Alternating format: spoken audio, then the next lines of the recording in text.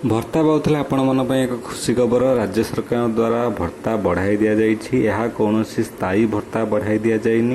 यह बढ़ा जाइछि आमर मे मासरे गोटे आर्थिक वर्ष तरफ 400 टंका बढ़ा जाइछि। एई 400 टंका आमर वार्धक्य बा वृद्ध बा विधवा महिला मानू इथिरे छता और जोता जोगाई देवा पई एई 400 टंका मे मासरे बढ़ाई दिया जाइछि। टोटाल वीडियो देखा चाहूँगे एवं संपूर्ण तथ्य देखा चाहूँगे चैनल को जातु नुआ भिडटी अलरेडी पड़ी सेठार जातु किए पाइबे क्यों मैंने पाइबे क्यों दिन पाइबे केबे मिलिबो क्या मिलिबो संपूर्ण तथ्य आपन से वीडियो जानीपारे। निश्चित भाव चैनल को जातु एवं भिडटी अपलोड होती आप निश्चित भाव देखिपारे एवं देखिकी जातु आपण मान लिस्ट नाम अच्छी ना नहीं।